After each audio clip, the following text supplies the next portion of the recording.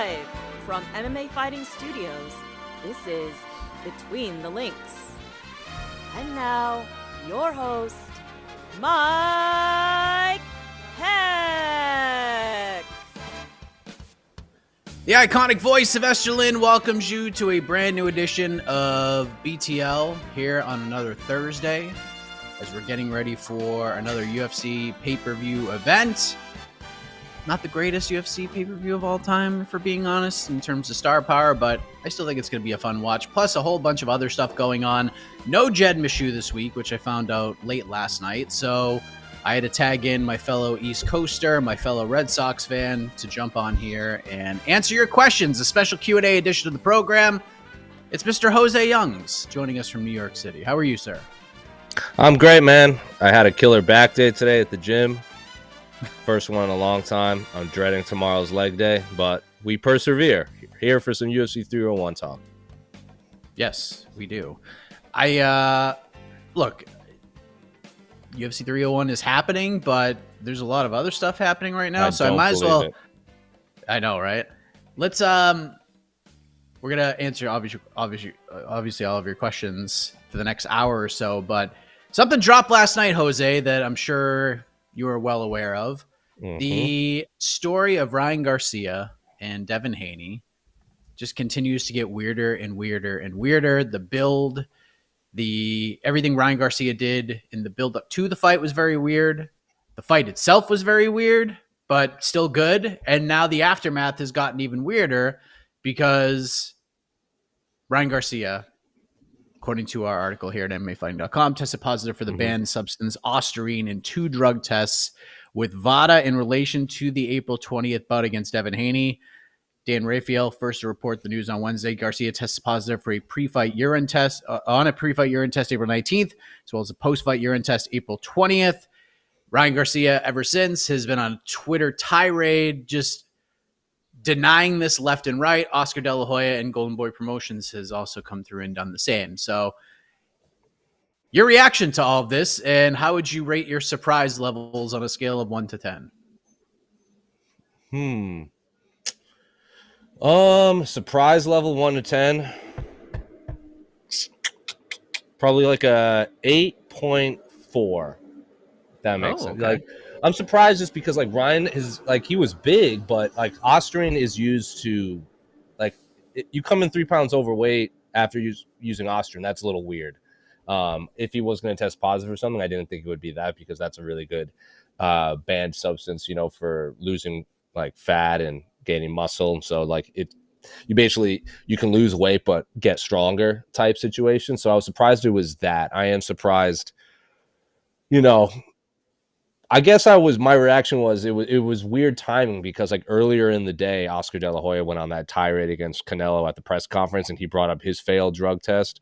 And then like a couple hours later, his fighter Ryan Garcia tested positive for banned substances. So I was like, it's something weird's going on.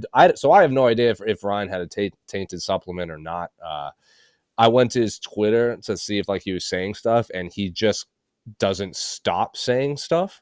So it's like I don't know how, like, you have to weed through the weeds to get to the actual truth, and I feel like that's going to be a bit before someone actually gets to the bottom of this, because Ryan is going to deny, and he's going to say it in very aggressive, vulgar words. And Devin Haney put out his statement saying like, "Oh, Ryan cheated the fans and this and that, blah blah blah." So he handled it, I guess, professionally. Ryan is doing Ryan Garcia things, but I was surprised.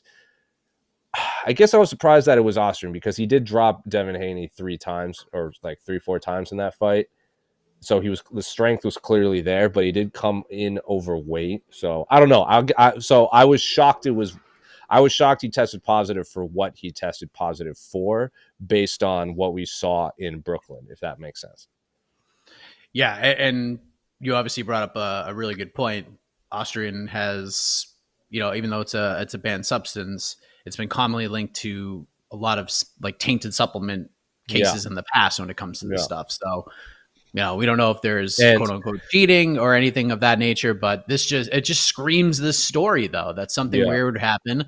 Everyone jumps down Ryan Garcia, and then it wouldn't shock me if VADA clears him or something strange happens, and they're just like, yeah, we went through everything. He turned in the supplements. He provided all the proof and documentation. Like, he's good. Win stands. And for all those people, because I've seen a lot of comments saying like, oh, because like you said, it was like a pre-fight drug test too. Like, oh, if they knew it was a positive test, why'd they allow the fight to happen? I'm like, and it's not that, like, people think like, oh, you pull blood or you pull like saliva or whatever, and then you like drop it into a beaker and then it changes color and then Austrian's in there. It's not how it works. It's not just like an overnight process. It's not like a let's shake this thing and see if it changes to color blue and then it's a positive test. It takes time. You got to run actual tests. So yeah, he could have taken this like 2 days before the test, 2 days before, and the results would have come out when they came out. So for everyone saying, why did they allow him to fight if they knew it was a positive test? They probably didn't know it was a positive test till yesterday or whenever they found out. It's not as simple as people think. That's the point of random testing. They don't want you to take, they want you to have this fear of, oh, if I could take this whenever I want, but I could also get tested whenever they want.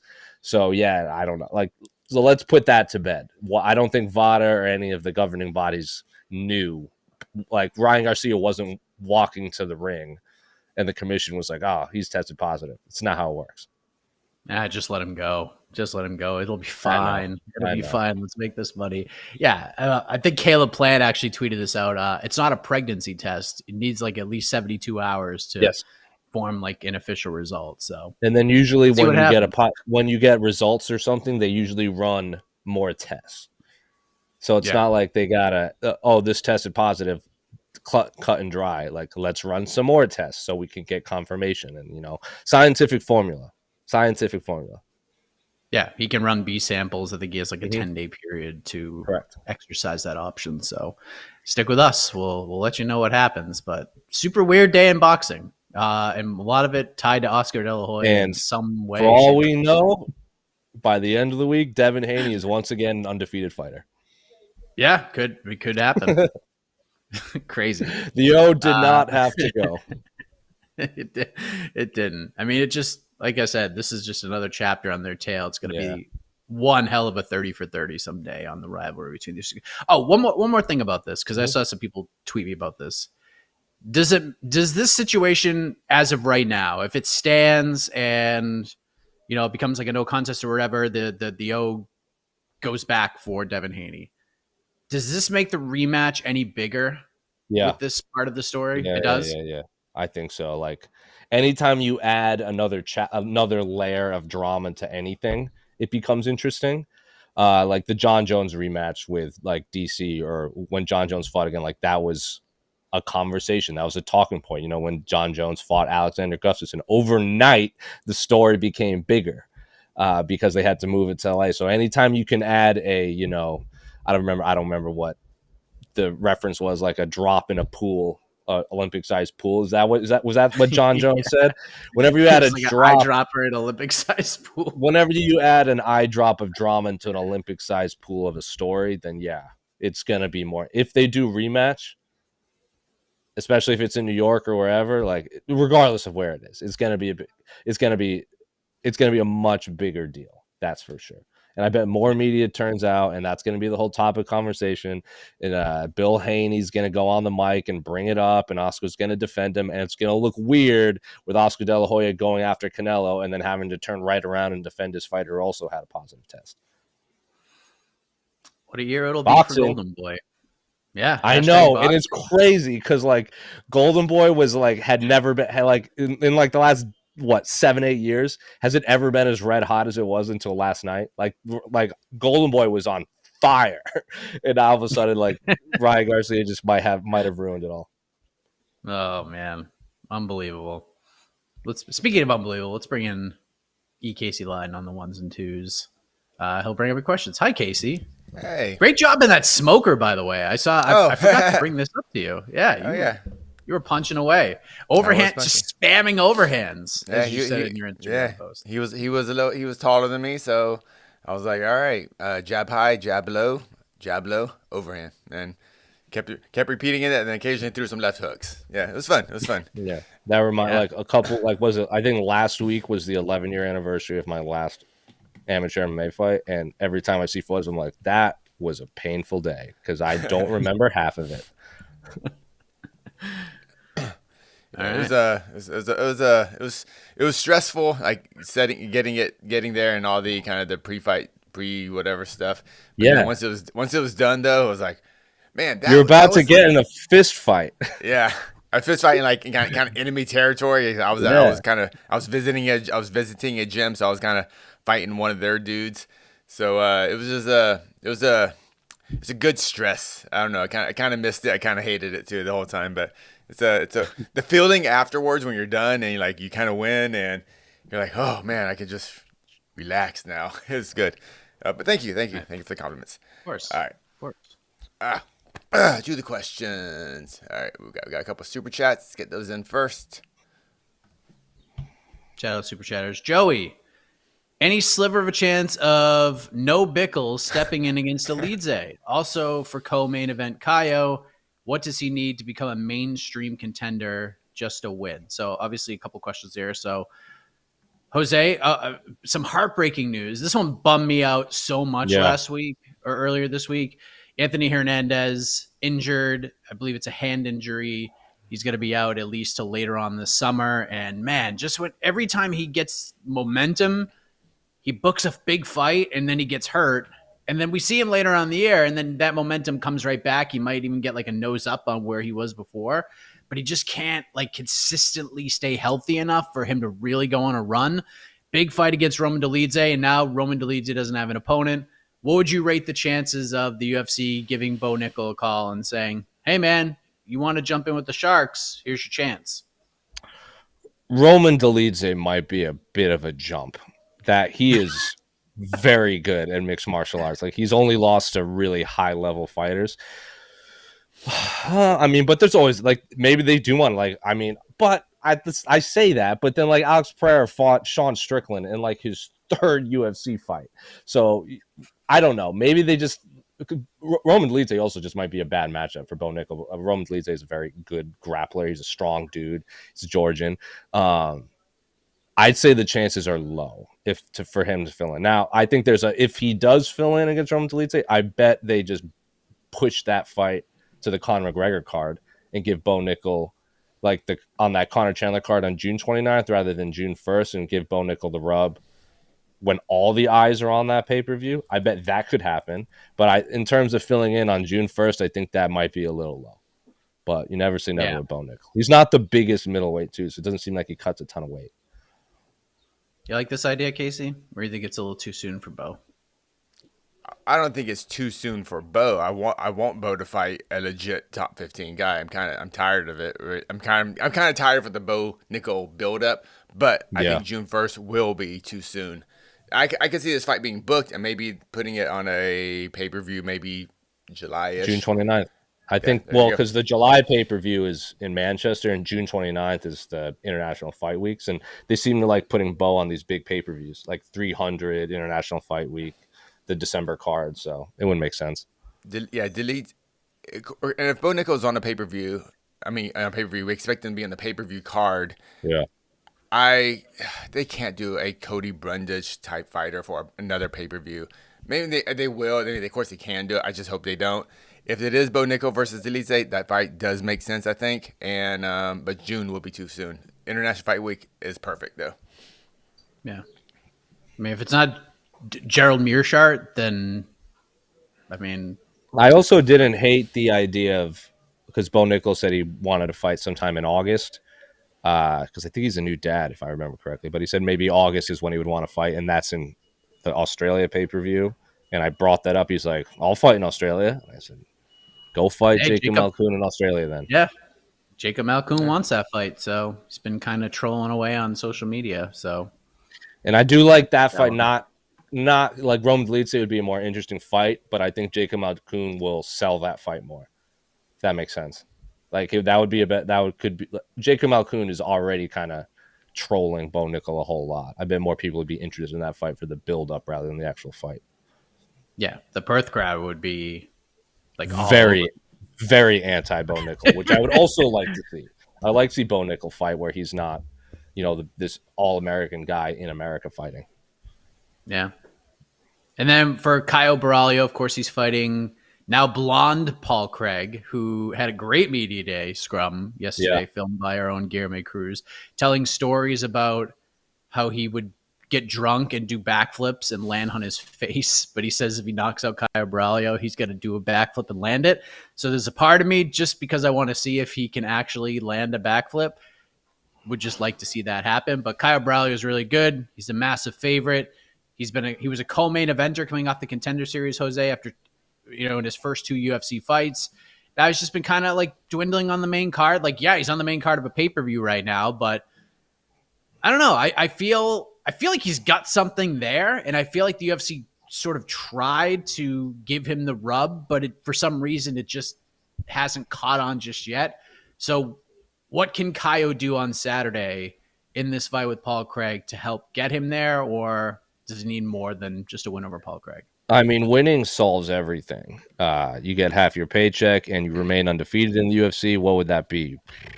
Like 6 in a row? 6 in a row. 6-0. And winning in the UFC is already a very hard thing.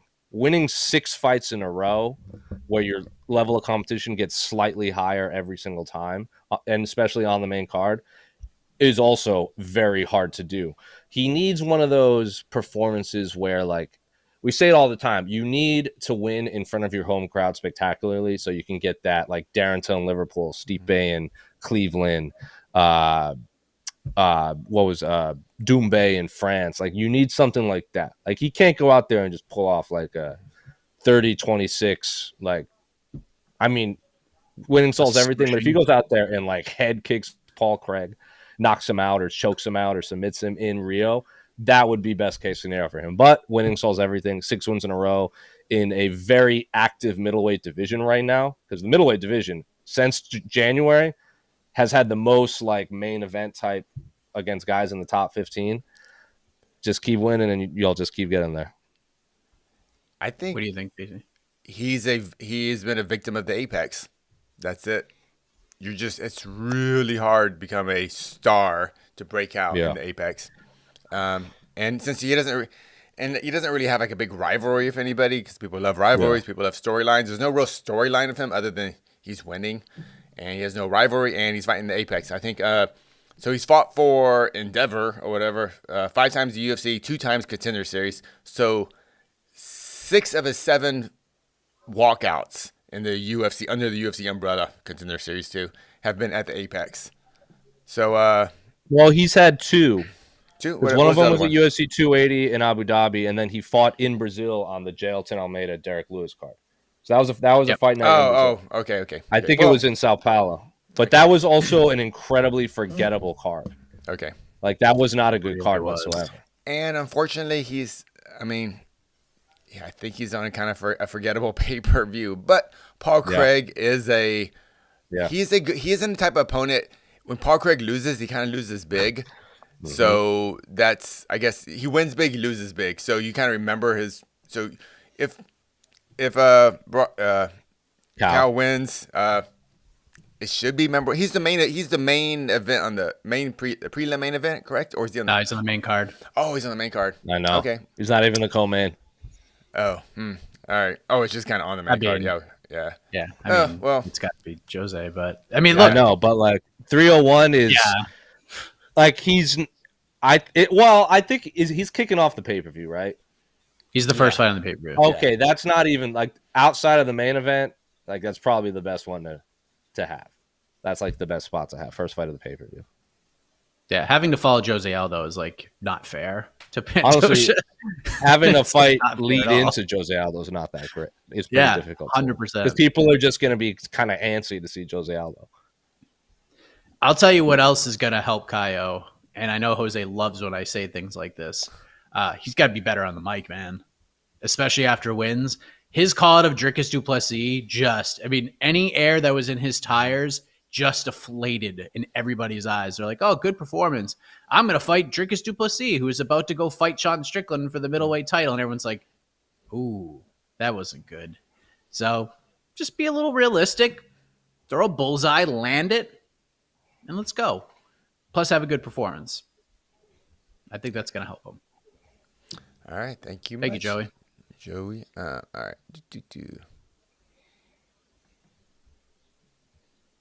Fahim. Who do you want to see end the year as featherweight champion? I mean, I don't. Who do I it's kind of a want? tough one to answer. So, well, I'll rephrase this for you, Jose. Who would be the most interesting person as champion at featherweight at the end of the year, going into 25? Most interesting? Yeah. Ilya will draw more eyes, for sure. Max would be very interesting because then you'd have that fourth fight against Volkanovski. I think Max being the champion, Max winning, there would be interesting because I don't think that was really on the table until February. No one thought Max was going to be a featherweight champion again. If Max fought Ilya, I'd probably after seeing what Max did to Justin Gaethje, I'd probably pick Max Holloway to beat Ilya Topuria. Like that Max was unbelievable. I mean, probably Max because then he could become a double champ right after. Like he could essentially be the number one contender in two divisions right now, knocking out the rightful number one contender Justin Gaethje, and then if he, Ilya and him are jawing back and forth. So Max or Ilya for two completely different reasons. Competitive wise and martial arts wise, I think Max would be far more interesting. In terms of eyeballs around the world, the answer is Ilya. 100%. What do you think, Casey? Max. I just want to see Max I want to see Max as champion. I want to see Max go for 2 belts. I want to see everything for Max Holloway. That's all. Well, if Max wins, he already said his first title defense is going to be against Volkanovski. Like he said that at the post, and that's I'm awesome. fine with that. And that's why I love Max Holloway because I get it. Ilya's great, but like the whole, I'm not fighting this guy. Yeah, dude. Kill me. That was Kill such me. a bump. Like, yeah, that sucked so much. Yeah, Just I mean, sucked clearly, I don't know if he's posturing. Is this contract stuff? He's just gonna say this, but I don't know. But I don't like it. But obviously, Ilya is an incredible fight. He may be the future featherweight GOAT. We don't know. He's that good, but he's got to get in there and fight the top guys, even top guys who have lost before. Whatever. Yeah. It's a really. Dude. I don't like that line of thinking he's going with. But Max. Because we know if Max wins that belt, he will fight a lot. He'll fight as much as possible, and he'll fight the craziest fights the UFC will throw at him. And we'll be like, yeah. Max Holloway, like if that happens, Max Holloway's the fighter of the year. Who had Max Holloway as 100%. The fighter of the year on the bingo card? 100%. Max Holloway's the fighter of the year right now. Yeah. If Dustin goes out there and beats Islam, he's right there. Well, I mean, he's in the mix. Well, that's not right now. Right now, dude, I would also like Dustin Max 3. Like, I'm still here for that too. Hell yeah! Oh, I think Islam would be a tough fight for Max. I want to see Islam. I would like to see that tonight. Islam's a tough fight for everyone in the universe, but I still want to see it. Yeah. You know what I mean? Yeah. Max winning would open an avenue for a lot of doors. Yeah. But then, like, if Ilya wins, and finally goes back. If Ilya wins, and the UFC finally goes to Spain and they do Ilya versus whoever in a stadium, I mean, that would be electric as well. Yeah. But I just don't want like. My biggest fear is like, oh, he beats Max, and he's like, I'm fighting Conor next. I'm not fighting anyone else. I'm like, oh, move on, bro. Very well could happen. That's so annoying. It's like when I was never a Tyron Woodley hater by any means. I thought he was a good champion. But like when he beat Robbie Lawler and then immediately is like, Nick Diaz, George St. Pierre, I'm going to fight you guys. I'm like, you've been the champion for 30 seconds. Like, do you remember that? Do you remember that moment? And I was a little bummed out. Stephen Thompson in the studio doing the talk back with Woodley. Like, Wonderboy was coming off of just starching Johnny Hendricks in the first round in February. And he's like, hey, Tyron, great performance, my man. Be an honor and an absolute privilege to share the octagon with you, my man, for the title. And then Tyron Woodley's like, nah, I'm going to fight George St. Pierre and Nick Diaz. And he's like, dude, come on. I don't have issues with it because these guys are prize fighters, and Tyron Woodley still fought the next guy in line. It was annoying. Every time. He he didn't turn down fights. He requested fights that were gonna make him a lot of money. So I'm not gonna hate on him with that. But I don't have problems with asking. I have problems with people saying because obviously at the end of the day, Tyron fought the guy, like he fought Damian Maia, he fought the 2 Wonderboy fights, he fought the guys that he was supposed to fight. I am pretty confident Ilya will fight. I'm not confident. I'm hoping Ilya does the same thing. I have a problem with people saying like, I won't fight guys. I want to fight retired people. Like Nick and George were essentially retired, and he's calling them out. Like, don't call out retired fighters. It's silly. How do you think the UFC is viewing this right now? Because I mean, you got 2 guys, right? I don't know either because Hunter is that in Perth, which would be massive. Never gonna happen. Or you just wait and do Max, because if you do Max, like that fight's probably not happening until the fall at the earliest, September, October, November. It definitely shouldn't happen in the Sphere because a Spaniard should not headline on Mexican Independence Day against a non-Mexican. That's stupid. October's Abu Dhabi. October, potentially. Didn't they already announce that? They announced one pay-per-view in October. Oh. I can't say more because it's all TBD at this point. But MSG? MSG. I mean, there are so many Spanish people. There's so many Spanish people in New York. Like, that would be electric. I think New York would be a good fight for that. The thing, too, is, like, Hunter is really tight with Ilya and his team. Hunter flew to Spain for it. Like, every time I see Ilya around the UFC Apex, the UFC PI, he's always with Hunter. He's always sitting with Hunter, talking with him or whoever. Obviously a good friend to have, especially if you want to make a lot of money. He runs the company right now. Dana, obviously, and is a big Max fan. Hunter's the fight to make is Max. Let Volkanovski heal up, and then the winner of them can fight Volkanovski. I think it's a no-brainer. Like, I'm tired of all the tweeting. Just make the fight. I'm tired of it. I'm with you there. So we just do Izzy DDP in Perth for money. I don't love that. If I'm DDP, I'm like, give me more money if I'm going to go down there. And basically, like, that's close to the obviously. I don't even know if Israel would be a huge favorite in Perth. Because when he fought Sean Strickland, Perth is so far away from New Zealand, by the way. Perth is so far away. It is obnoxious. It's far from everything in the world. Yeah. It's the most remote major city on planet Earth. Yeah. I don't know. Maybe he'd do okay. I mean, that would be what, 11 months between fights? I think that's like a good amount of time for him to just kind of chill out. And then, you know what? Because we just saw him so much, and then I think I had no issue with it, but there are a lot of people who were just kind of like Sean Strickland was the fan favorite in Sydney by far. Yeah, 100%. That's even before the fight. It's fine. I don't care about Perth is it. Regardless of where the fight could be in Salt Lake City in August, it could be in Boston, it could be in like the Forum, it could be anywhere, and it's just a date. That should be DDP Izzy. I just don't really care where it is. Yeah, I mean, just make it. I don't care. A guy from New Zealand, a guy from South Africa. Put it anywhere in the world. Yeah. They're the 2 best middleweights right now that exist. It doesn't matter. Do you remember when didn't Kane fight Big Nog in Australia as like a main event for a fight night? Yeah, this is true. And I miss those things. Like when you just have 2 random this is just like Luke Rockhold and Michael Bisping fighting in Australia. Love it. Like, I want that again.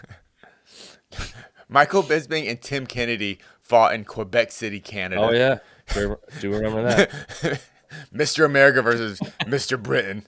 Put him in French Canada. At least Mike Bisping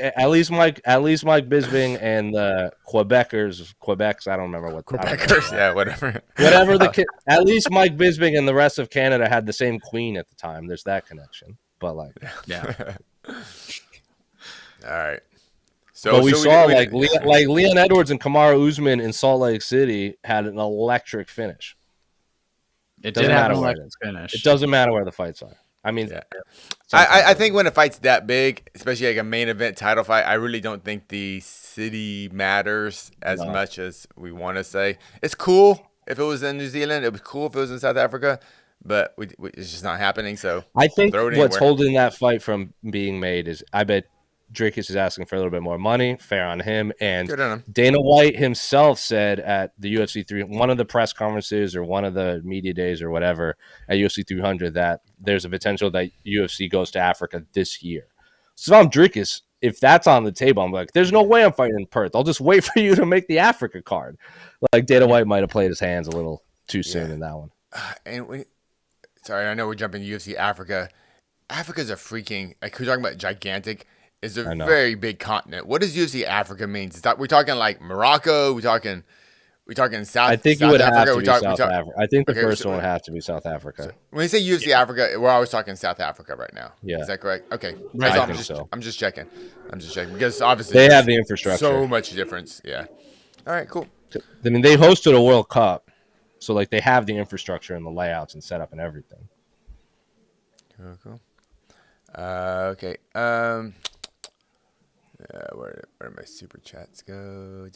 All right, super chat from Lazy Bay, kind of a negative super chat, but we'll go with it. Oh.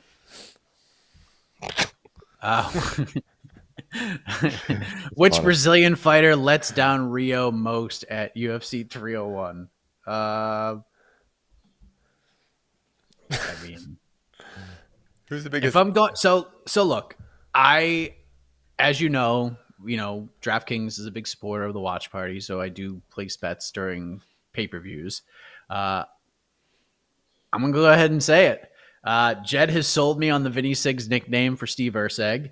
I do have a bet on Steve Erceg. Why is it Vinny Sig's? I keep seeing this, but why?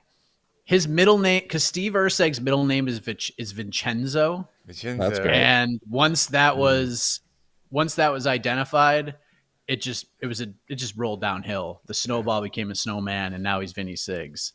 I gotta tell you, I've enjoyed Vinny Sig's all week. Just plain Jane in it, just vanilla ice cream all week.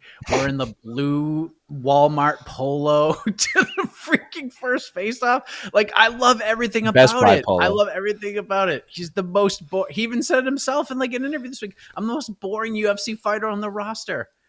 I love it. I love everything about it. I'll say Steve Erceg. If Steve Erceg wins, there's your at least main or co-main event on the Perth pay-per-view is Steve Erceg versus fill in the blank. I'm pretty sure he's from Perth. Yeah. So Pantoja Pantoja is my answer, but it's because of Steve Erceg. Could be Jose Aldo. Jonathan Martinez is very good at mixed martial arts. There will be some angry ass people if that's the case. I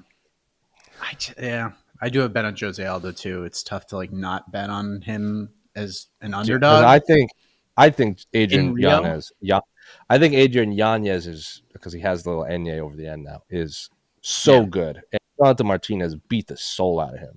And then anytime a bantamweight has a win over someone whose last name is Nurmagomedov, that's like 4 wins. If that makes sense. Like a win over someone with OV by a decision is like 4 regular bantamweights. And that's what Jonathan Martinez has. And Cub Swanson. Cub Swanson's a bad dude as well. So it could be Jonathan Martinez. He is very good at MMA. I think the fans would be much more okay if the answer is Pantoja. As long as Jose wins, I think they'll all go home happy.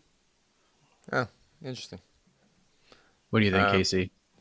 Which fighter lets Rio down? It better not be Michel Pereira. I could tell you that right now. Can't let Ihor get 2 up on him. I'm actually gonna go. I'm gonna go Aldo. I think I'm gonna go Aldo. Damn. Yeah. It's not Aldo's fault. I mean, Aldo's just, he is who he is at this age and the wear and tear, and he's going against a high level quality bantamweight. So how does Jonathan beat him though? Like, how do you? I'm not saying it can't happen, but how do you see it happening? Does he knock him out?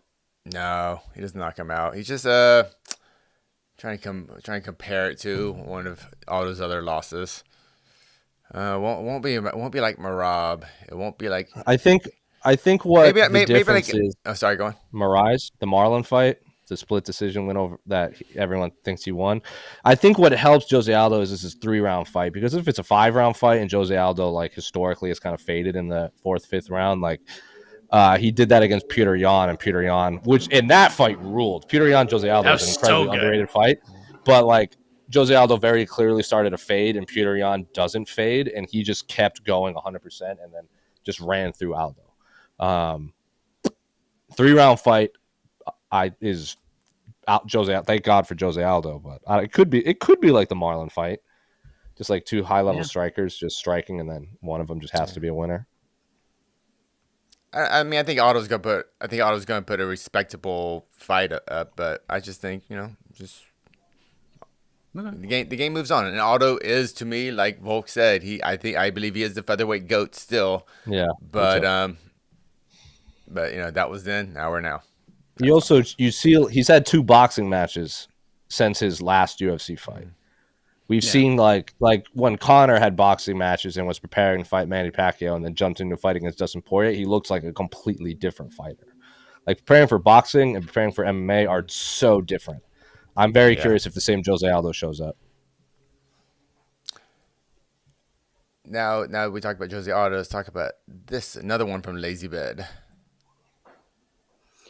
Do we ever see the King of Rio compete in MMA again after Saturday night, or is this truly the last hurrah for Aldo outside of boxing?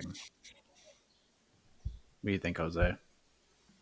I hope he comes back to MMA, or if he leaves them, if he does go to boxing after this, because it's his last fight on his contract, correct? If he does, if he does go off and do boxing, I hope he comes back, because I can't live in a world where Jose Aldo and Dominic Cruz have never fought. I was about to say that.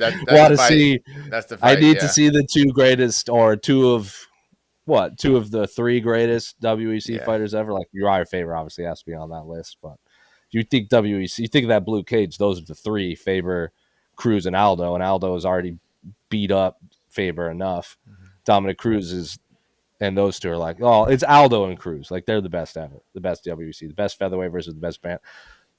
Is Cruz the best bantamweight? I think so. I know that's up for debate. So do I.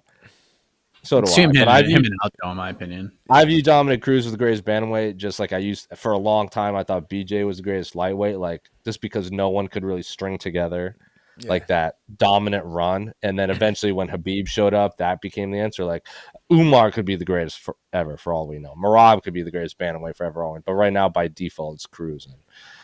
So I'm going to answer, we see him in MMA because Jose Aldo is very clearly listening to this show, and he's going to listen to us and fight Dominic Cruz next. But if he gets that bag to fight Manny Pacquiao, go do that. I'll tell you what, man. Like, Paul Hughes signing with PFL is like a pretty big deal. Like, Paul's a really, those who know who Paul Hughes is understand the impact. But the problem is most, at least especially newer fans of the last 3 years, they have no friggin' idea who Paul Hughes is. Everybody knows who Jose Aldo is. So if I'm PFL, I'm going hammer and tongs at Jose Aldo. Especially if you're trying to sell pay-per-views, you're trying to have people pay $50 to $75 to watch one of your cards. Jose Aldo's a pretty damn good name to have on there. So if I'm PFL, I'm signing him and I'm throwing the bank at him, and I'm letting him box or go to karate combat or even go to bare knuckle if he wants. But if I'm Jose PFL, Aldo I'm throwing the stink at him. Jose Aldo versus Patricio Pitbull in PFL. Oh my God. Hell yeah, dude. Jose Aldo versus Anthony Pettis in karate combat. Oh man. What a world. That'd be unreal. So what a world. Done. We could live in a world where Jose Aldo fights Aaron Pico too. Like, what a world! Like, oh my God, that's good stuff. That's good stuff. Just the body hooks thrown in that fight. I'll say he competes in MMA again. I do believe this will be his last UFC fight, though. I've never thought of a world of Jose Aldo fighting Aaron Pico, but now I want that so badly. That's the fight. That might actually be the fight. It could happen. That's the one. That could possibly be a fight. Oh my God, that's great. That would be a violent fight. It better not be on the main card. It better be a pay-per-view, and it better be a main event. Yep. All right. Yeah. I guess we'll just see how he looks Saturday night. Yeah. If he looks. Well, what is Casey? Those people. What is Aaron Pico's status in terms of contract? I think he's happy with the paycheck he gets at PFL Elator right now. Yeah. Yeah. I think that's pretty much it. Aaron Pico is he's a prize fighter. I mean, obviously he wants to fight the best guys, but he's also like, hey, I got a house, I have horses, I have a kid. That's my priority first. And so as long as PFL Tour is paying him well, then we'll see him over there for a while. I mean, and trust me, like Aaron, those guys would love to fight in the UFC. They get it. They get it, but they're also like, we're adults and we have bills to pay too. Yes. Isn't he a dad? Yeah, too? He's a dad. His kids, I think kids like 2 or something, 2 or 2.5 maybe. And he has a couple horses and a little ranch outside Albuquerque.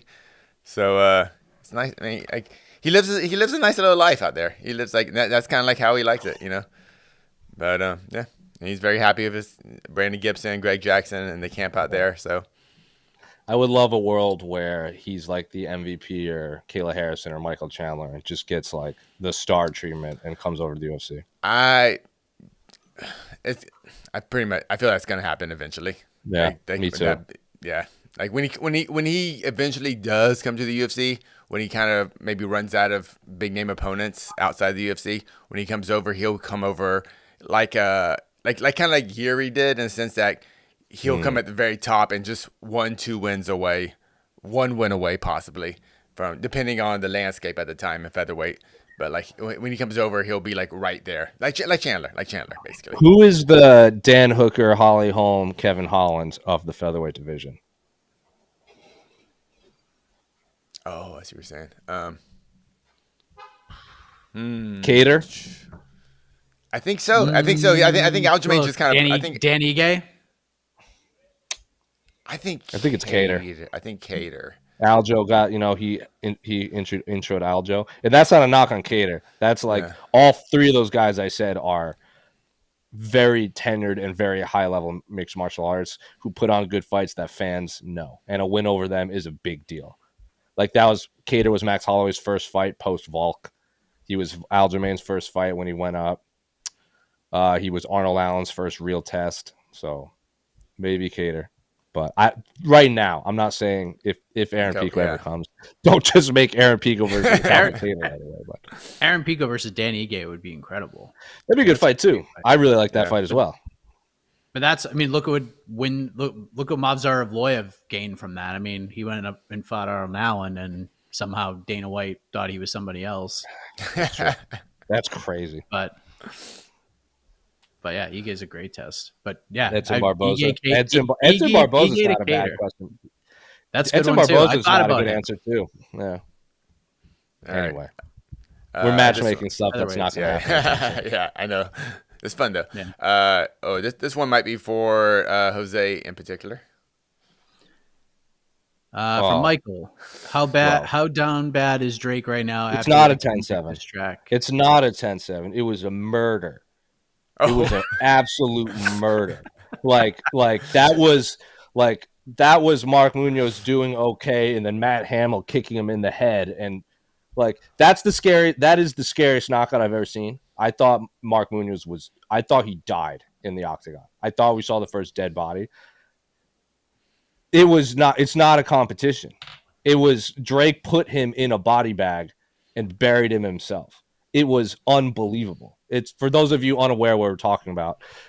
Drake set the hip hop world on fire a couple weeks ago with one sentence in a guest spot on a Metro Boomin Future song, and the entire hip hop community just caught fire all of a sudden. And he has beef with everyone.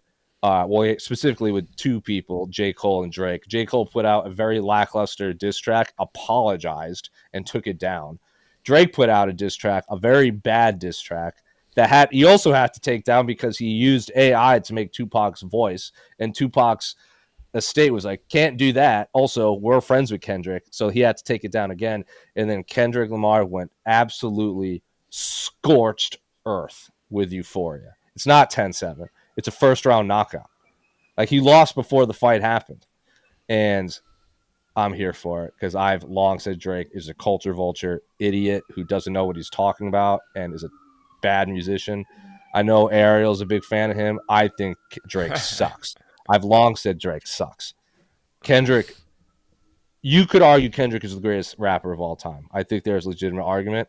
And people, like, I saw a poll, someone said, like, who won? And it was like 43% thought Drake won. You're wrong. Like, you can't. Even Drake fans are like, yeah, it was a. No. It's not competitive. It is not competitive. He knocked him out in 4 seconds and broke Jorge Masvidal's record. That's what happened. Ding, ding, ding. Fight's over. All right. Thank you much, Mr. Harris. All right, next super chat. That answered your question.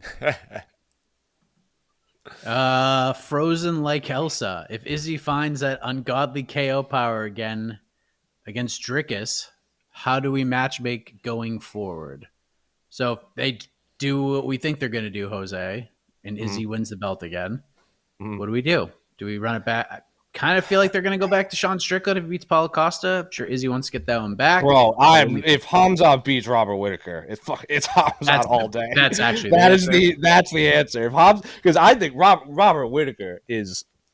I think if Robert Whittaker wins, he could also beat Israel like the third time. Robert Whittaker has looked awesome against Paulo Costa. I think if Sean Strickland and Whittaker win, it's obviously Sean Strickland. If Hamzat wins, doesn't matter what else happens. It's the Hamzat show. But if Robert Whittaker somehow beats Hamzat, which I'm probably picking him to do, and Sean Strickland wins, it's the Sean Strickland fight. It's one of those two. I think those are the two fights that the UFC wants. I think Izzy wants the Dricus fight. He wants the Strickland fight, but Hamzat is going to be a big deal. The problem is, where do you put that fight? Especially with all these rumors of Hamzat not being able to enter the country and stuff. Can't imagine a lot of fighters are going to want to go to Abu Dhabi or Saudi Arabia to fight Hamzat. Yeah. Does it matter how Hamzat wins? No. Or does he just get the W no matter what? Win and title shot. I think that's it. I think they're tired of messing around and waiting. They were trying to do that with Leon when they kept matching up with Leon, beat Leon, fight Usman right away. I think if he could, remember, because he got a little sick after the Usman fight, and then if there were these visa issues that we keep hearing, if those two things didn't happen, he probably would have already fought for the middleweight title. Yeah, he broke his hand in the Usman fight. Yeah, in like the first round. Yeah. That's part of fighting. Yeah, 100%. But yeah, I mean, I don't know. It's true.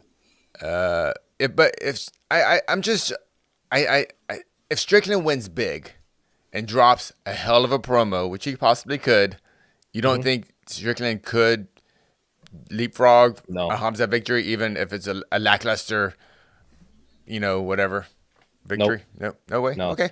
Not with Abu Dhabi and Saudi paying a lot of money. Okay. Money is the answer to everything. That's the answer. Okay. In a meritocracy where wins and losses matter and everything, if Sean Strickland beats Paulo Costa, he should be next in line. If Robert Whittaker beats Hamzat, there's an argument he should be next in line. Hamzat is the one that people also, like, as a guy who posts a lot on the MMA Fighting social page, Hamzat prints engagement. Like, everywhere. Anything you post about him, people talk about it. Cool. All right. I know I'm on an island, but I want to see Rob Whittaker fight Izzy again. So do I. I would love that fight. I don't mind. Yeah. I don't care how many times they fight. If they are the two best middleweights in the world, I'll watch them fight 1,000 times. Yeah. I'm on board with that too. Yep. That second fight was a lot closer than people remember. Yes, it was. Yes, it Razor was. thin. There were a lot of people who scored that fight for good old Bobby Nux. That is a fight I actually did go back because that was in Houston. In the arena, I thought Israel cruised. Watching on TV, I absolutely can understand why people scored that for Whittaker. Because Whittaker was more active, but he was not. Because, Casey, you were saying, like, when you're at BKFC, you can just hear the punches more. When you're, like, 10 feet away from the octagon, you can hear the punches more. Robert Whittaker was throwing a lot and not connecting because Israel was, like, moving a lot. So you didn't hear the punches. Watching on TV, Robert Whittaker just looked like he was doing way more. So neither man dominated. I could absolutely see a world where Robert Whittaker pulled that off. All right. Thank you much. Another super chat, more of a comment. Fahim, Cop is only best thing in flyweight beside Moreno. Maybe. Yeah, but is he a flyweight? Is he a flyweight? Yeah, that's a great point. He's had a little bad run, but yeah, I think he's a very good 127 pound fighter. Yeah. He's got to fight, man. Like but it's weird. I don't know if he's fallen back in the rankings or if he's moved up in the rankings with all of this, with how this flyweight picture has sort of built itself. I don't know. I don't know if he could just return to a title fight if Pants wins the belt. Or nothing makes the belt on Saturday. When they gave the title fight a pay-per-view main event to Steve Erceg off a knockout over, borderline top 15 Matt Schnell, I think anything is on the table, honestly, for the UFC, especially at flyweight. Yeah, it's all about availability, honestly. I don't think the UFC really cares because nothing's still like a blow you. No matter who they put in for a title fight, it's still for the hardcores. There's nothing that crosses over yet. Is Matt Schnell a better win over anyone Manel's beat in the UFC though? Because Manel has had some spectacular finishes, but Ode Osborne is not a top 25 flyweight. I think it's how Manel wins. That's the issue. Yeah. It's true. I know what you're saying, though. I know what you're saying. I get you. And I thought he beat Nicolau. But the Felipe Dos Santos fight in Sydney that was incredibly last minute was so much fun. Mm-hmm. That was that was so last minute that Manel didn't have any camp for him. He just went in there and just fought. I think the fight to make if both sides are healthy and ready to go is Manel, Kai France, and Perth. I think that's the fight to make. That is the fight. Is there any chance could that happen? I mean, I don't know. I have no idea. Kai, you don't want to mess around with concussions. Right? So Manel's the one that pulled out against Alex Perez. So if both are 100%, then that's the fight. I like that one too. Is this true? Jimmy, wait. How bad would it be? Sorry. No, sorry. Go on. Sorry.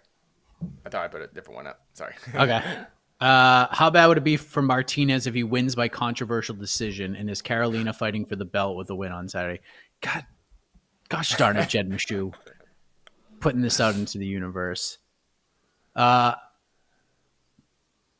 So I have thoughts about the Martinez thing. Well, let's start with the Carolina thing, Casey. If she beats Yasmin Lucindo, if she beats her, she will be tied with Zhang Wei Li for the longest win streak in the division right now. And Tatiana Suarez is hurt. Yes, Virna Jandiroba is right there. But if for some reason, I'm just going to lay this picture out the way that Jed did. If they book Zhang Wei Li versus Virna, and they say 3 months from now, this is the fight that's going to happen. And Virna gets hurt and Tatiana's not available and they need to make a phone call to get somebody in there to fight Zhang Wei Li. Do you think one of the first calls would be to the fighter who has equally as long of a win streak as she does and has fought for a belt before and will have 17 octagon appearances? Is this out of the question altogether that Carolina freaking Jose... Casey, I'm asking you this question. Is it out of the question that Karolina Kowalkiewicz could find herself in a title fight if she pulls off a big upset on Saturday? It's not out of the question, but it would definitely not be the original booking. It will have to be some sort of late notice, maybe 2 weeks out type of booking where you could kind of justify it. Yes, the win streak is nice, but level of competition is different. Would any of those wins be against anyone in the top 15? Okay. Nope. I'm going to go out on a limb and say none of them were against wins over in the top 25. Okay. It'll have to be late notice. Hermopolis, I think, is in the top 25. Yeah. That division is not as deep as it once was, my man. it started out so hot, and for some reason, it's really got very stagnant. Like I used to think, the women's strawweight division was up there with the best divisions in all of MMA, men or women. But it's definitely it's just gotten kind of old. And obviously Wei and Jan had a great fight, and there's and still like the top three, obviously Suarez just not just being there, but not being there is kind of just it stutters a lot because of that. They lost Rose and Joanna, who just kind of had a chokehold at the top for a while, and then you have a lot of guys or women like Jessica Andrade and Amanda Ribas who fight at flyweight sometimes and fight at strawweight sometimes, So it's just stuff like that, and I think it also helps that flyweight has been red hot lately at the top. So, but the answer is absolutely not, because if they book Verna Jandiroba and Verna gets hurt and Tatiana's not ready to go, Dana's going to be like, Jessica Andrade, you want to fight in 12 hours? And she's going to say, yup, and then she's going to get in there and fight. Yeah. What about the other question? How bad would it be for Martinez if he wins by controversial decision? I'm going to add this caveat to it as well, Jose, because I was talking to Megan Anderson about this. What does, in reality and all actuality, if Jonathan Martinez goes out and just outworks Jose Aldo and wins a 29-28, clear as day, what does this do for him? Jose's out the door. I understand the name is there and it's big, but he's coming in. No one expected him to fight. He's coming in. She sort of compared it, and I know it was a lot more heartbreaking to watch it on television. She compared it almost in a way of his teammate Chris Gutierrez fighting Frankie Edgar, where it's it's a cool opportunity, big name, but do you gain that much from this? Especially when most of the community is cheering for the legend. What does Jonathan gain with a win here? Unless he just annihilates Jose Aldo. Well, didn't Chris Gutierrez annihilate Frankie? Yeah, but it was the retirement fight. This is a free agency fight, as opposed to Frankie being this is it for me. And rather than book Frankie against a Dominic Cruz or some sort of legend, they booked him in with Chris Gutierrez, and we all kind of felt that was a strong possibility would happen. It would be... I mean, we've also seen it on the flip side, Jared Cannonier beat Anderson in Brazil in a weird ending, and Volkanovski ran through Jose Aldo on that same card in Brazil, and those guys, it worked out for them. They've gotten these big fights. Jonathan Martinez also is not the guy to steer into the booze. He'll just kind of say 2-3 things and then off. I don't know. I think it would, if it is a quote unquote controversial decision, it's not going to be. I bet they just give him a fight night next. If it's a big KO win, they could give him a big name next. Marlon Moraes won a controversial decision and worked out well for Moraes, so I don't think it's that bad. Well, Marlon had also already fought for the title by that point. He had fought in that Henderson Cejudo fight. Absolutely rules. He had knocked out Aljamain. He had been a World Series of Fighting champion. He was, one of the top. He came in with Justin Gaethje as this highly sought after free agent. Jonathan Martinez is none of those. Jonathan Martinez is just a guy that goes out there and wins violently. If he pulls out if it's a lot of staring at each other, and he pulls off the controversial win, the UFC will probably I don't know. UFC's not gonna like that. They're gonna punish him by giving him a horrible match. They're gonna give him Umar next right away. I like what blaming Martinez gets punished for the judges making a bad decision. But you get what I'm saying? I know what you mean. I know. Jonathan Martinez pulls off a split decision win, and they're like, "Neat, you're gonna go fight Umar Nurmagomedov in Abu Dhabi now." Is that? I say that. I say that. And are you gonna? If I say he pulls off a controversial win and then they give him Umar Nurmagomedov in Abu Dhabi, that sounds like a very realistic scenario that plays out for an October pay-per-view. I said Jonathan Martinez after his last win should have called out Umar Nurmagomedov. I thought it would have been an absolute brilliant call out. Probably wouldn't get the fight, but I think it's a good call out. But what I'm saying is on the post-fight show on Saturday, are people going to be like, yeah, let's throw Jonathan Martinez in there with Corey Sandhagen next? Or are we going to be like, he's going to fight Kyler Phillips? If Jonathan Martinez wins, I would like to see him finally get that Dominic Cruz fight. Because then he could just become the WEC killer with Cub Swanson, Jose Aldo, and Dominic Cruz. Jonathan Martinez has been calling for the Dominic Cruz fight for a minute. And then if he beats Jose Aldo, then Dominic Cruz, that might be enough of a reason for Dominic Cruz to be like, all right, this guy is on like a how long, like 8-7 fight win streak. He's beat Cub Swanson, knocked out Cub Swanson, beat Jose Aldo. Like, I'm the final boss of this WEC arc of his. Oh, Jonathan Martinez, there's your career arc right there. Just keep melting WEC people. Lean into that. That'd be incredible. That'd be incredible. I love it. By the way, shout out to Jonathan Martinez. It didn't make so the YouTube channel, but his media day scrum was like 3 minutes, and he got asked like 19 questions. It's pretty incredible. Really? 19 questions in 3 minutes? Oh yeah, that's what. And then it was unreal. And then even like if you watch Guilherme's like, what's your favorite Jose Aldo moment thing? He's like, I liked when he ran to the crowd after he knocked out Chad Mendes. And then like everyone's like, oh, you're done talking. And then like goes on to what's your favorite Jose Aldo moments? WC. Oh yeah, that's what he says. WC. We're like, care to elaborate? Nah, just I liked watching those fights, man. That's like that's the whole thing. But that's what I appreciate. He's I call him the silence behind the violence for a reason, and that's exactly why. But their face-off was pretty damn good. Yeah. Jonathan Martinez. That was unique from Aldo. Aldo doesn't usually do that, right? That was kind of, I don't remember Aldo giving that whole. That's just no, but Aldo like the Conor one he played up in, but Jose Aldo historically he hasn't fought a ton of guys with a lot of like aggression towards him on face-offs. Yeah. Yeah.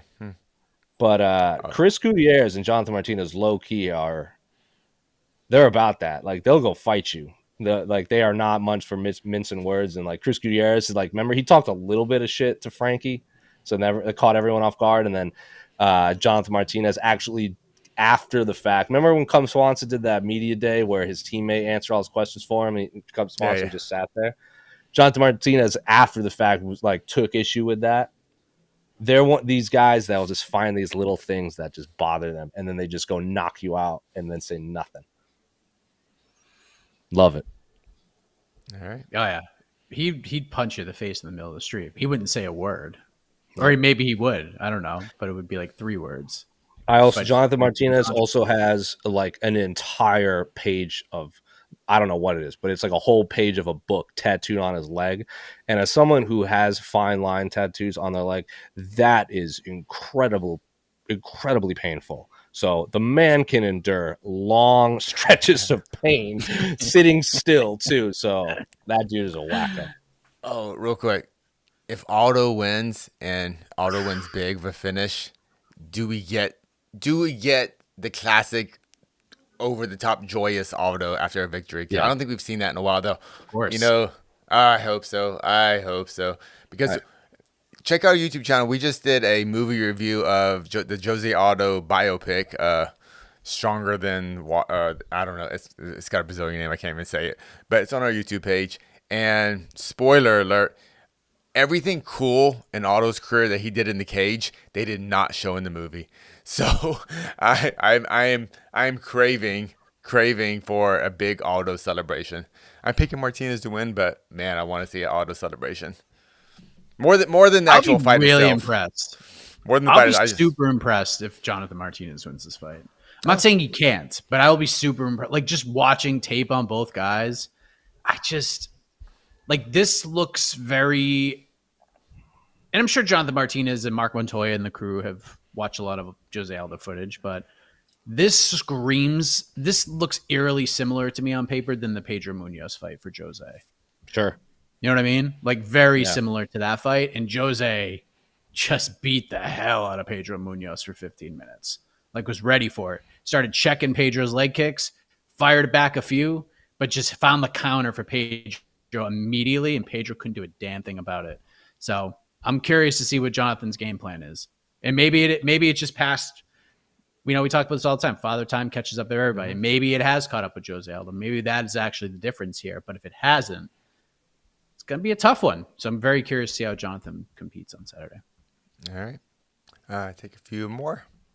Yeah, I'll take a few more. You got like 10 more minutes. Joseph Boza, any reaction to Jimmy Smith's video on his YouTube channel of him saying that Ronda Rousey is the biggest witch ever? Supposedly, he said the production were doing high fives when Holly Holm won. I mean, it was un-Jimmy Smith-like. I mean, that was like my biggest takeaway. My takeaway is, God bless Jimmy Smith for recognizing the hard work that production puts in there. That the camera guys, the sound guys, the lighting guys, those people, the people that put the cage together. I think it's more about that to me. I was like, hey, I just appreciate talent. The people on the other side of the camera appreciating the people that make it happen. And obviously, Jimmy Smith saw something that the way Ronda was treating the workers backstage, and if that's what Jimmy Smith wants to put out there, then that's on him. I don't really have an opinion.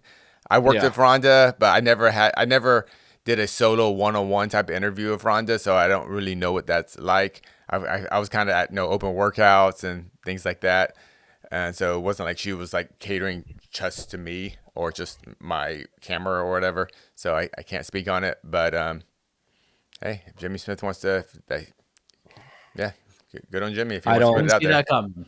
No, I think it was just shock too. Yeah, I have zero relation with Ronda. I've interviewed her twice one-on-one, but it was after her UFC debut, so she was much more available back then. Like this is when she had just started her before she burnt out when the UFC was making her do all the rounds of media. I have absolutely tremendous amount of respect for Jimmy Smith. I think he is such a good commentator, and he's only been nice to me, and he's really only been nice to everyone. Like hearing Jimmy Smith say anything negative about anyone. Yeah, it's hard to hear a bad story about Jimmy Smith. I've never heard. It would be different if, like, I don't know, if Miesha Tate came out and said something negative about Ron, I'd be like, yeah, I like history and but Jimmy Smith saying saying anything about anyone bad is that. Yeah, so I agree with Mike. That's what caught me off guard. If Jimmy Smith says something negative, then it catches. I also haven't even listened to the whole thing. I just saw Jimmy Smith rips this person. I go, Jimmy Smith's probably right because he doesn't really lie and he would have no reason to lie. Remember when we're doing that heading into 300, the top 10 fights between 200 and 300, Casey? Yeah. Mm-hmm. I got to do Yoel Romero versus Robert Whittaker too, which is just, I mean, a treat within itself. But Jimmy Smith was the third man in the booth that night. Oh, and it was awesome. I was like, damn it. Like that trio of Anik, Smith, and Rogan was so good. Like they were real good. They had a good time. They were laughing. It was awesome. It's like, man, I cannot believe, like, I'm stunned that they didn't give him more of a look. I mean, I get why they wanted to get more like a fighter perspective in there, but that was a good trio. And then he goes off to WWE and does that thing. It's pretty crazy. I thought it was great at WWE too. Yeah, I agree. Yeah, I've only seen that clip that was put out there. Did Jimmy Smith himself put that clip out, or was that did like someone grab it and put it out there? Do you know? I'm just kind of curious.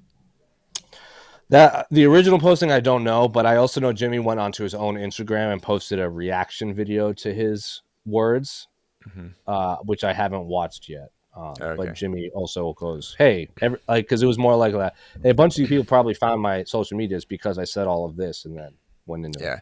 I only asked that because a lot of times, we can watch a 30-second clip, and then right after that clip, Jimmy can say, "But I also want to say this: Ronda was having a bad day that day." You know, it could be a little more nuanced if you take it the entire section. But I was just wondering if you saw the whole thing. But cool. I don't know what this is about.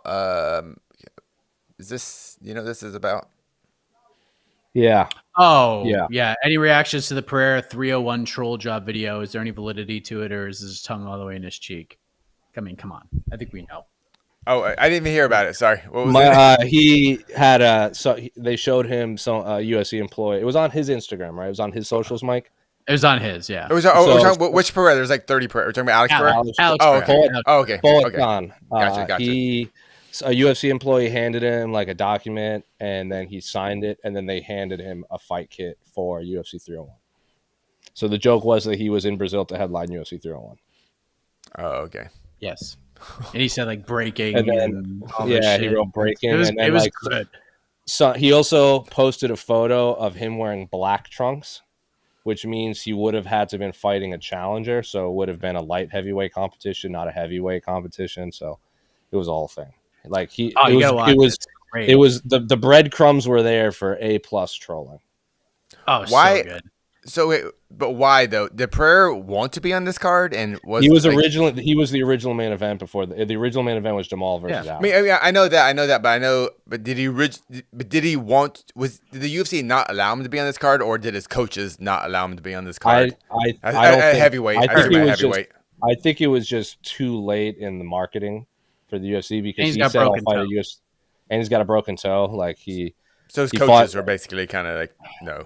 I think it was like a whole combination of like. Okay. He said it after he won, and the UFC like because I can't remember if Dana said it, but he was like no, like we made the posters. I don't want to make more posters, type situation.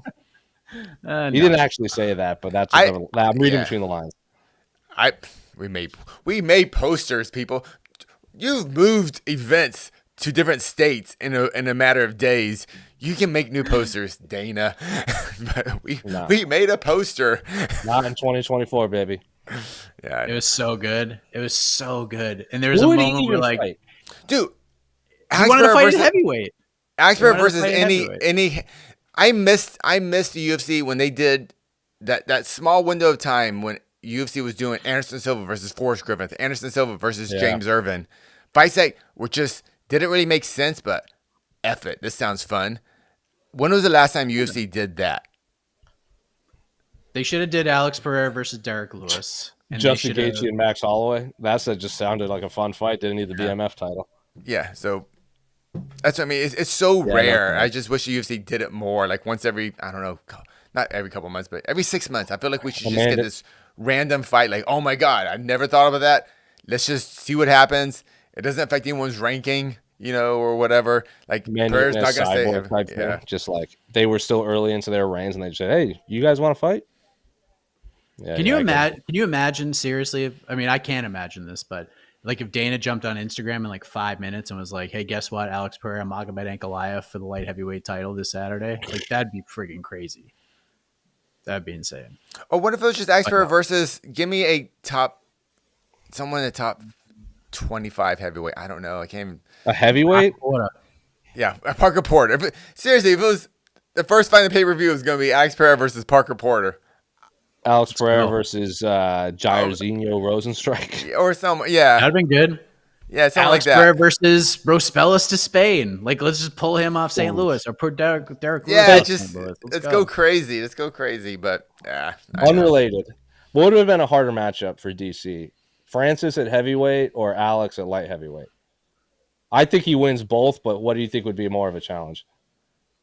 Man. When would they have fought?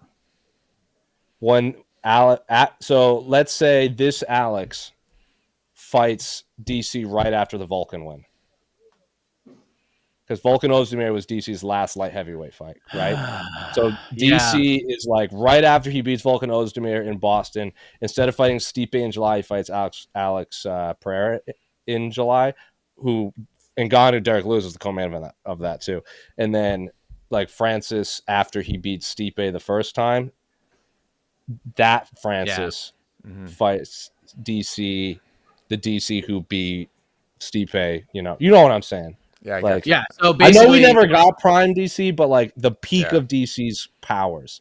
So DC after Volkan, or we live in a DC world where where Francis beat Stipe, or after the Stipe win in the second fight. Yeah. I'd probably say Francis is. I'll still say Francis. That version of Francis would be I think is the correct answer. Francis is just because Francis is just so big. Mm-hmm. Yeah, I agree.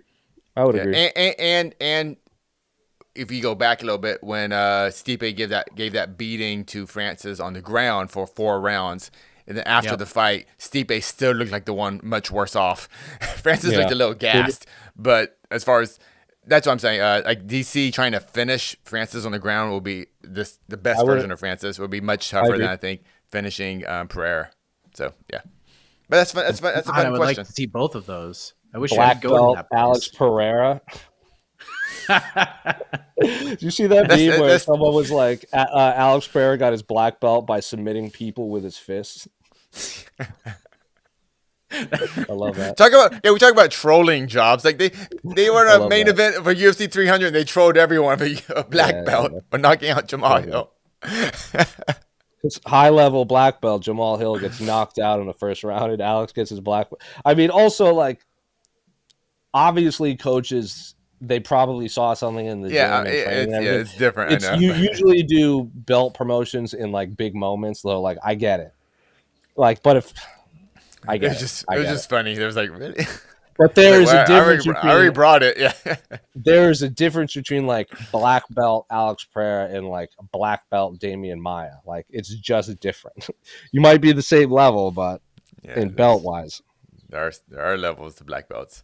Still. Also, I still think DC like after the Vulcan fight beats every light heavyweight right now in the top 15. Does that make sense? What I'm saying? Oh, after the Vulcan fight, I gotcha. Yeah. Like if DC never went up to heavyweight, so that DC that night beats every light heavyweight right now. I think. If you fought like Magomed Ankalaev, would you be? Yeah. I agree. If take away, so good. Yeah. And we never saw Prime DC. No, we never did. We Not never even saw him. close. Not even close. You're right. Not even close. Not even close. You're right. Like if we saw DC Anthony Smith or DC Khalil Roundtree, DC Jamal Hill, my god, DC John Bohovic. We could have lived in an alternate universe. We could have got Prime DC against Prime Yoel Romero because we didn't get the primes of either of those two dudes. No, like what a world that would have been. Holy shit! Can you imagine that? Oh my god! If we had DC. A prime Daniel Cormier could have been the best fighter we've ever seen. I agree. He's so good. I agree. He's so good. I agree. If John Jones doesn't exist, I think Daniel Cormier could be the greatest MMA fighter ever. If DC would have came to MMA much earlier, probably 5-6 years earlier, but yeah, it's right there. But that's time. Scary. Couple more. I remember we lived in like DC like when Rampage came back to the UFC for like that one random fight in Montreal. I remember with like the contract situation. Oh, people were like, who did he fight? He fought Maldonado. Yeah, Maldonado.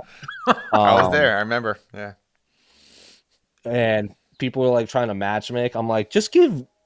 Like I was on the side. I'm like, give Daniel Cormier Rampage because Rampage is so popular.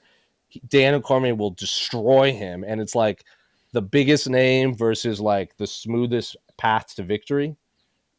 I'm like, I wanted that fight so badly for DC. All right, a couple more.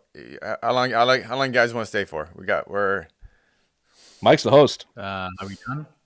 I mean, if we got, there's one more like riveting question. Let's go. 2 more riveting questions. 2 more real quick. All right, let's 2 more riveting. Let's rock. Can you ask the MMA bosses to book open weight fights between strongmen and NFL players? Here's the thing. A high-level football player would crush a quote-unquote strongman. Strongmen are very good at picking things up. NFL players are athletes. And if you get 2 untrained people at the same weight class, the athlete should always win. Almost always win. Like Aaron Donald would run through the mountain or whatever Thor or whatever his name is. Aaron Donald is a freak. And he would rip. I can't pronounce his last name, but the guy who played the mountain in Game of Thrones, Thor, would just be a body bag after. What about Pujanowski? Pujanowski is a trained mixed martial arts though. Yeah, I'm talking 2 guys that have never trained MMA, like Reggie White versus like a prime Reggie White would pick up Brian Shaw and throw him. Brian Shaw can pick up God. 200 pounds, a 200-pound dumbbell with one hand. He's not running a 40 in like 4.6 seconds. He's not explosive. He's just like, like strongmen are incredibly impressive. Like Brian Shaw has a dumbbell that's 300 pounds and he's trying to pick it up with one hand. That is unfathomable to me. But there's a difference between picking up stagnant weight and running through a human being. Yeah. All right, and our last question. But I love that question. Card. But Todd, I love this question so much. It is good. Yeah, it's fun. We close with David Marshall. When did these hosts start watching MMA?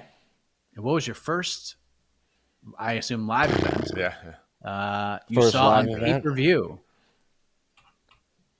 I saw the Best Damn Sports was at 27.5. Remember when they did it on network television? That's the first event I ever watched. Like, I sat down and watched the whole thing. But I would buy VHSs of Pride a lot back in the day. And I since went back. Before that, I bought a lot of VHSs or rented VHSs of old UFC. But the first UFC event I watched, because my parents wouldn't let me buy pay-per-views, was the 27.5 because it was on like network television. So I actually got to sit down and watch it live. Yes, I remember that. I was playing poker with some buddies, and we were flipping through the channels, and I was like, "Oh, UFC's on." Let's so like, I would watch like the Tito Ken Shamrock fight, like the first one. I watched that UFC way 40 after was the the first. UFC 40 is the first pay-per-view I ever bought. So I watched that fight when it came out on VHS. I didn't watch it live, but I watched 27.5 live. UFC 40. What was the date on that? UFC 40 was November 20. Oh, what? So is that right? Do you know when UFC 40 was? It was on a Thursday. Was it? I don't remember that. I'm googling it right now. November 21st, 2002. Wasn't it November 22nd? It was a Friday. No, it was on a Friday. It was on a Friday. Oh, why does? Oh, weird. Okay. Is it Google? Because Google always gets the date wrong. Oh, you know what? It's good. Yeah, the date. Okay, yeah, the Google date's wrong. Yeah, it is on a Friday. Okay. Yeah, I don't know why. Yeah. Yeah. Which is it's just so weird to think about now, but still brilliant at the same time that you occasionally just knock out a Friday event, which is awesome. And I think everybody should do that more. I think the UFC should have a Friday night card. When they did the Boston card on a Friday night with Chris Weidman, Dominic Reyes card, glorious. Wasn't that because the Patriots wasn't that because the NFC Championship game was happening? Or AFC Championship game was happening? Yes. Was it that one? Because they would always run into that. That was problem. October. That was an October card. Oh yeah, you're right. I don't know why they did that. Was that on a Friday? Awesome. I don't remember.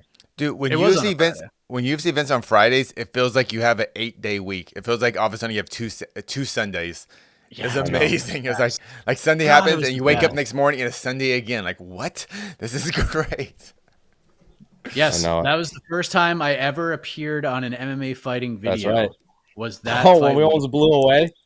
The Thursday we were blown away in the back of the Fighter Hotel by gusting winds, previewing Chris Weidman versus Dominic Reyes at 205. That was the because then I wrote Esther in a Slack being like, hey, so the tripod you gave me, and then I sent her a photo of it snapped in half because the wind like took it away.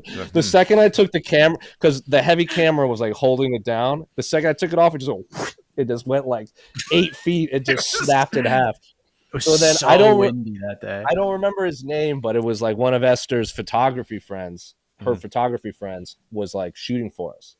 So we have, even though I was the only one there, we have photos of that for MMA fighting. I forgot his name. And he gave me a tripod, and then I went to find him after the fact, and he just like, I texted him like, where'd you go? He's like, I just like went home after the fight. So I'm like, do you want your tripod? And he goes, just give it to me the next time you see me. Haven't seen him since.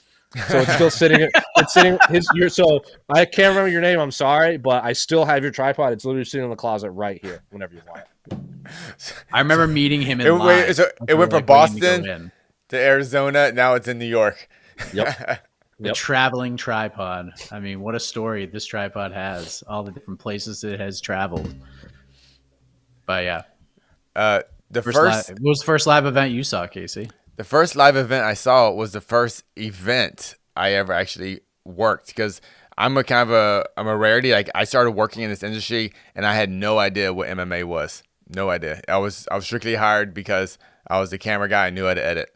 But it was 2007, February 10th, Elite XC Destiny, with the main event being Ken Shamrock versus Renzo Gracie.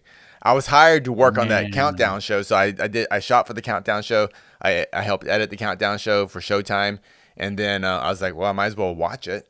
And I got to see Gina Carano fight for the first time. Antonio Bigfoot Silva was on it. Charles Crazy Horse knocked out KJ Noons. KJ Noons was brought. Dude, I edited the whole that portion of the countdown show, and it was KJ. It was all about KJ Noons. It was supposed to be KJ Noons 100%. Versus this crazy guy from Central Florida.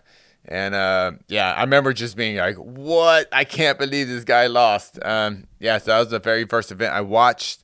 But wasn't Ricky Fukuda on that card?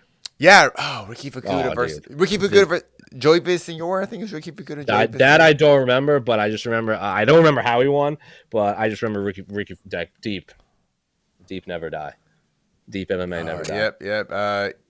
No, it was Joey Villasenor versus David Loazo. That's what it was. Oh my God, David Loazo, blast from the past. Yeah, Ricky Fukuda fought someone called Chris Gates. I don't know who he is. No idea. Mike Powell's on that card. Of course he was. Future Kimbo opponent Bo Cantrell was on that card. Andre Berto's brother James. Who did Bigfoot Etzenberg. Bigfoot fought Cabbage. Oh, that was the flying knee. That was the flying knee knockout. Yep. What an electric card. Cabbage. Yep. That's Where so was fun. that card? And the DeSoto Civic Center, right? It's about 30 minutes south of Memphis. It's funny, and years later, Bellator had an event called Bellator Memphis, and it was actually in Mississippi at that same place. It's close enough. Why not? Classic. Yeah, and All right, we heard David Loazo on this program. We heard Cabbage on today's program. You got it all today, ladies and gentlemen. I mean, you literally got it all. We've talked about Reggie White. Reggie White being Reggie White versus Bigfoot Silva, and then Bigfoot Silva. Prime DC against, not even Prime DC, but DC against Alex Pereira, what that would have looked like. DC versus Francis Ngannou, what that would have looked like. I mean, we went a lot of different avenues. And you can hit the music now, Casey, because we're done. We'll be back next week. And Jed will be back, and we'll talk about 301. Really? I don't know. Jed had What's he doing right now? What's he doing right now? What's the excuse he gave you? Yeah, he had a dentist appointment. In the South? He found out. Wow. He found out he was facing Jose, and he beat it. He just beat feet incredibly quickly. I have to go to the Jed one returns in Georgia. Find out if Jed is back next week right here on Between Links. For Casey, for Jose, I am Mike Keck. The iconic voice takes you home. Good night, everybody. This has been Between the Links, an MMA fighting production on the Vox Media Network.